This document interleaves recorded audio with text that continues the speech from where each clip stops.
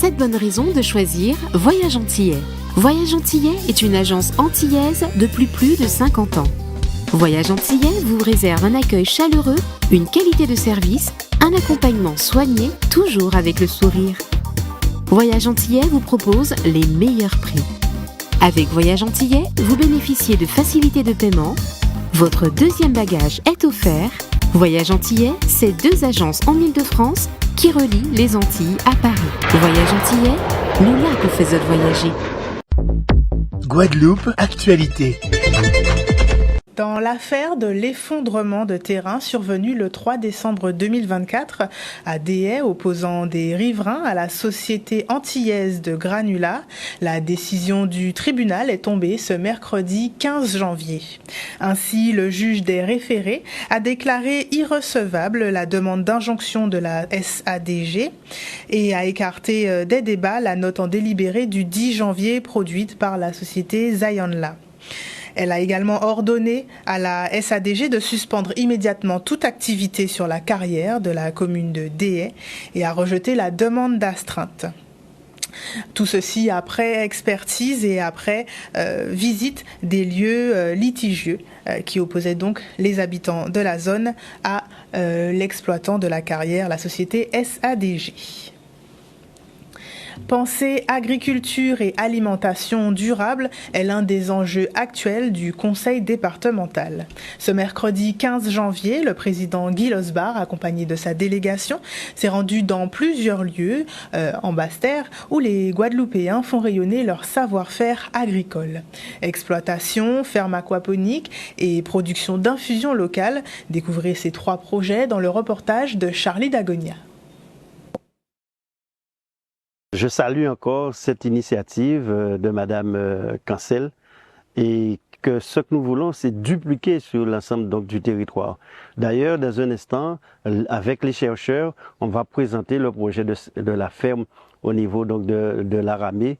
C'est pratiquement 30 hectares qui seront consacrés parce que ce que je veux, c'est que nous puissions être dans une démarche de souveraineté alimentaire, puisqu'aujourd'hui, pratiquement 90% de ce que nous consommons vient de l'extérieur. Comme j'ai dit dans mes vœux, et fait pas jardin, nous, les bateaux là. Aujourd'hui, moi, je pars du principe qu'il faut avoir des petites unités de ce genre-là pour justement que chaque personne puisse s'y mettre à son activité, mais il faut le multiplier. C'est-à-dire avoir ce modèle-là et le multiplier chez d'autres personnes, d'autres exploitants agricoles également, ou alors des particuliers qui veulent se nourrir correctement. L'idée de faire une usine de cela, non. Il ne faut pas que ça soit aux mains d'une seule personne, mais que chaque personne puisse pouvoir se nourrir et correctement sa famille. Là, ce que vous avez juste derrière moi, c'est un jardin aquaponique. Donc en fait, c'est un système qui pousse hors sol, comme vous le voyez, donc qui peut être intéressant sur des terres un petit peu, on va dire, soit non agricoles, soit effectivement polluées. Et en fait, c'est un système où, en harmonie, poussent des poissons et des légumes, et ça recircule. Donc on fait énormément d'économies d'eau par rapport à des cultures qu'on pourra faire effectivement en pleine terre. Et du coup, on peut l'installer quasiment partout, que ce soit dans une école, dans un EHPAD, chez un restaurateur. Là, ce que vous avez derrière, c'est un format le plus resserré possible, justement pour que ça puisse passer quelque part là où il n'y a pas trop d'espace. Là, on est arrivé au bout de ce qu'on pouvait faire, et sa présence ici aujourd'hui, c'est une récompense pour tout le travail que mes cadres ont fait avec moi, le fait d'avoir mis ma maison comme une usine, voilà, que les plus hautes instances de la Guadeloupe se rendent compte qu'il y a des gens qui travaillent, qui font des efforts. Ça, c'est vraiment super pour nous. Et comme le président disait, on était à Miami. Les hôtels Hilton de Miami nous ont demandé du TPI de Guadeloupe. Et toute la Caraïbe était là. On a eu des commandes aussi des croisiéristes. Mais derrière, pour répondre, on peut pas dire oui et ne pas pouvoir, sinon on va dire les gens sont pas sérieux. Pour répondre à ça, il nous faut une usine correcte et que les plantes soient là au bon moment. Nous sommes une île, c'est pas comme d'autres territoires, il y a des milliers d'hectares. Donc, mais ce qui est surtout important, c'est que ce que nous produisons correspond à ce que nous consommons. Et ce que nous consommons, nous le produisons. Comme à chaque début d'année, la ville de Petit-Canal ne déroge pas à la règle de la cérémonie des vœux du maire. Ce mercredi 15 janvier, Blaise Mornal a réuni les agents de la municipalité pour adresser ses vœux de l'année 2025. Ce rassemblement était aussi l'occasion de faire le point sur les 12 mois écoulés et de partager les objectifs à venir. Une cérémonie qui s'est poursuivie par un moment de convivialité entre collègues. Un reportage de Michel Depape.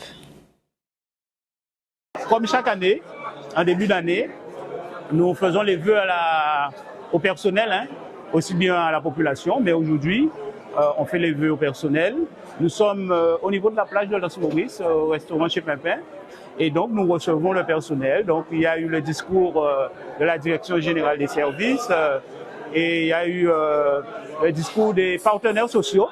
Et bien sûr, moi j'ai fait mes vœux aux agents et en faisant un bilan sur l'année 2024, mais en leur présentant aussi les objectifs pour 2025. Et bien sûr, les féliciter pour le travail effectué, parce que c'est un vrai partenariat. La politique menée par la majorité et l'adhésion des agents à cette politique menée et qui fait qu'on puisse répondre à l'attente de la population et être au service de la population.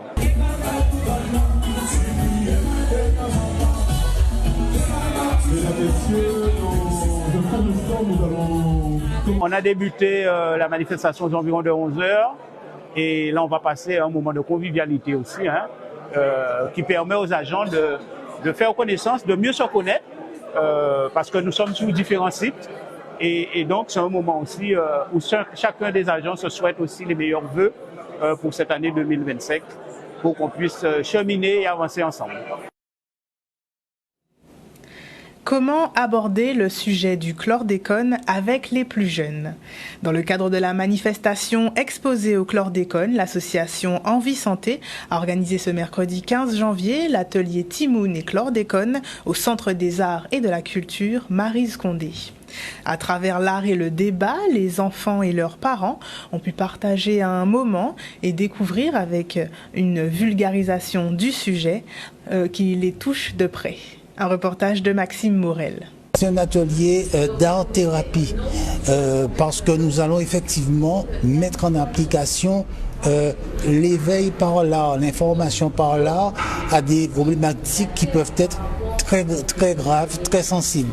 Et les intervenantes de cet après-midi, elles sont non seulement art-thérapeutes, donc formées, mais elles sont également entrées en contact avec un pédopsychiatre et d'autres professionnels justement de ce secteur. J'ai été sollicitée pour cet atelier dans le cadre justement de la thématique qui nous touche en Guadeloupe, qui est le chlordécone, ou la chlordécone, ça dépend justement quel est le prix que nous entendons par là, pour pouvoir utiliser l'art comme étant un outil, un médium, pour pouvoir aborder la problématique. Donc aujourd'hui, nous sommes avec des parents et des enfants, puisque malheureusement, on en parle souvent entre adultes, mais pas assez avec les enfants.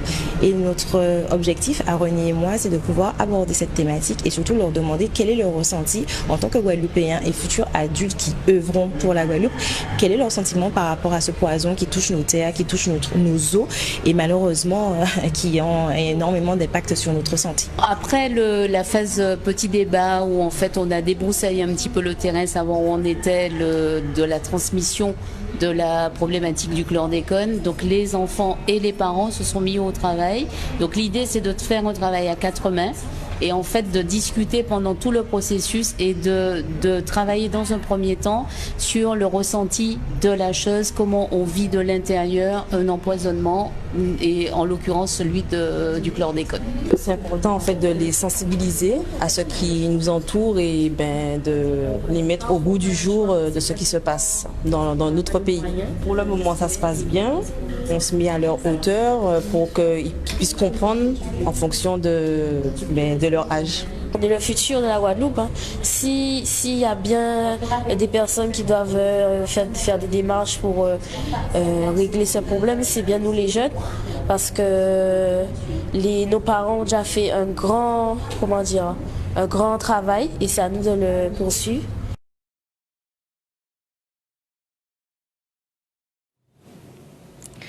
Nous sommes maintenant en plein cœur du carnaval. Voilà déjà 2 semaines que le carnaval rythme déjà nos dimanches.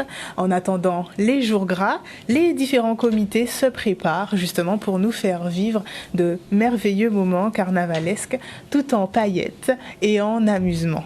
Ce soir, pour en parler, je reçois Monsieur Michel Mado, adjoint au maire, délégué à la culture, au patrimoine, au tourisme et à l'éducation populaire.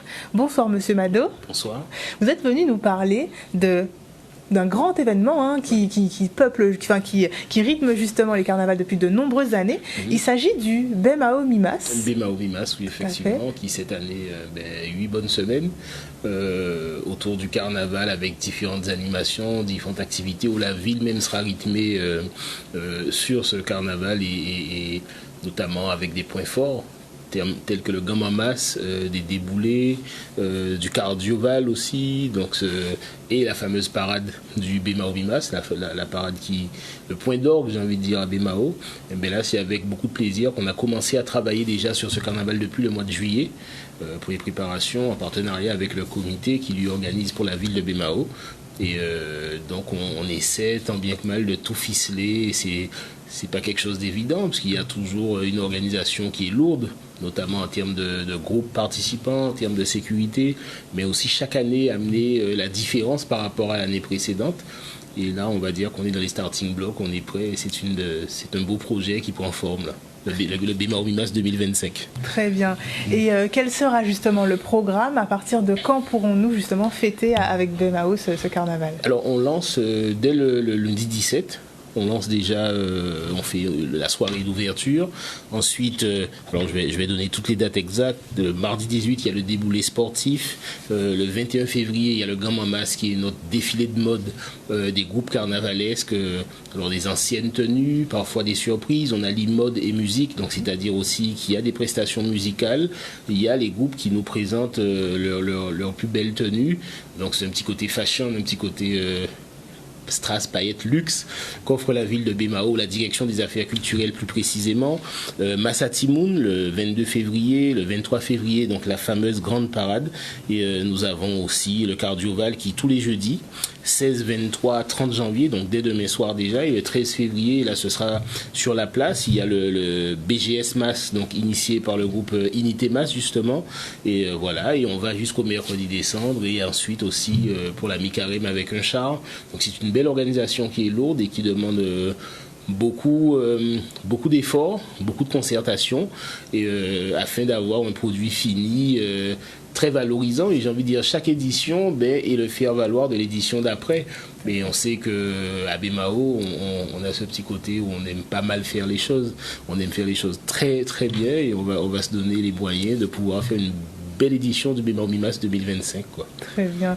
Et comment justement ont été pensées toutes ces nouveautés qui vont justement pouvoir plaire aux téléspectateurs, aux spectateurs, oui, et les inviter aussi à venir voir le carnaval à Bemao? Oui, alors il y a une attention particulière qui a été portée à la parade du Bemao Mimas cette année. C'est la fameuse parade de Bemao où on a mis une surprise dans le parcours, mais en fait qui ne l'est plus dès maintenant, c'est-à-dire qu'à partir de cette année, le défilé repassera dans le bourg, précisément la rue de la République, et qui tournera devant la mairie, une toute petite portion qui redescendra rue de la Liberté, et tout ça afin que le centre-bourg aussi, lui, puisse profiter de ce carnaval, parce que très souvent, effectivement, tout le monde en profite, les gens viennent d'ailleurs, sur des points bien stratégiques dont ils sont habitués, mais ça privait un peu cette population du centre-bourg de leur carnaval.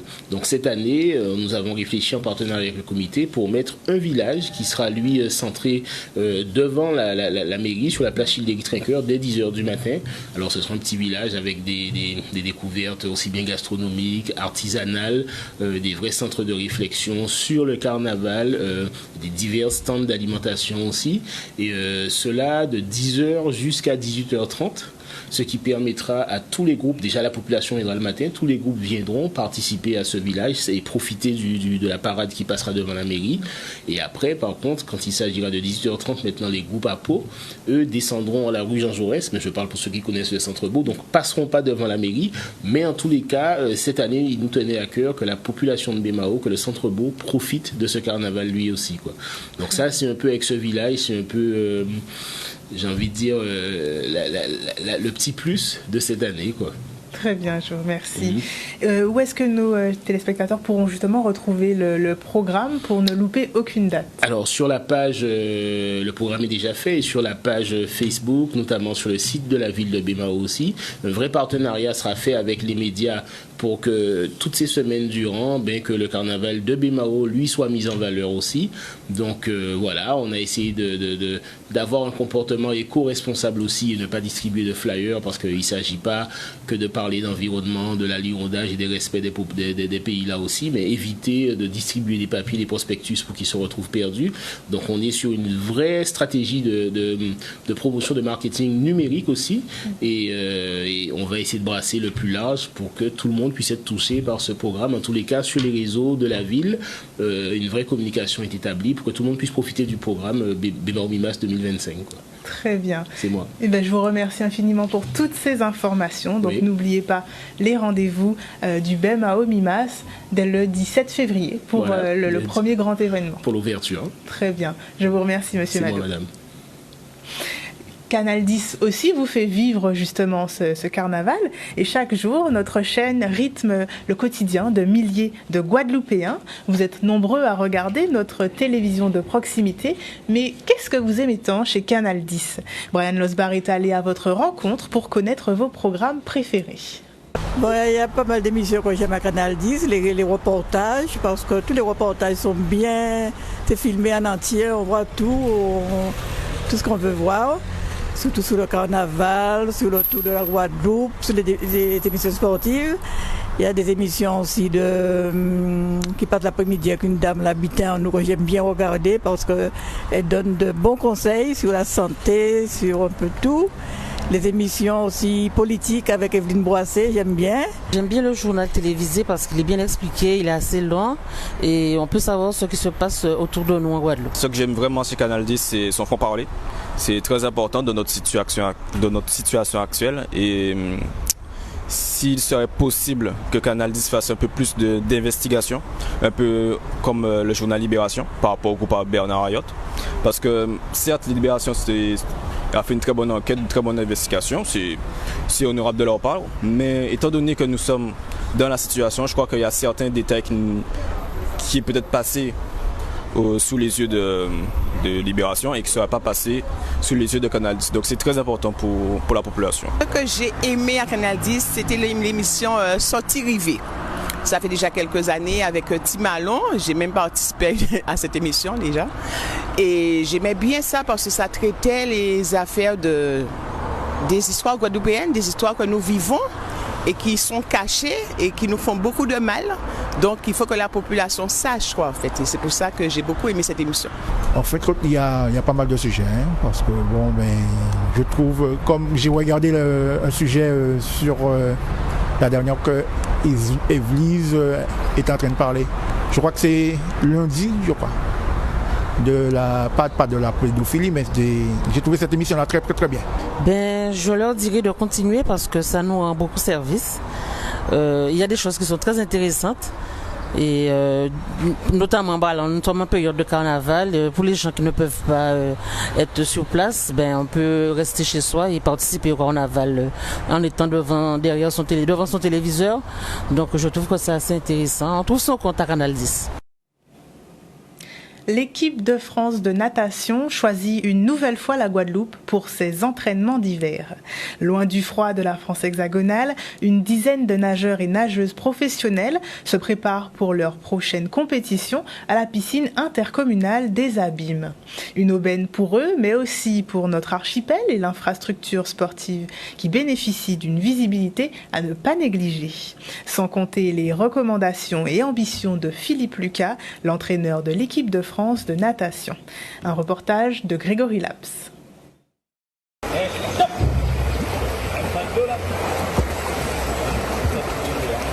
On est toujours bien accueillis, c'est important.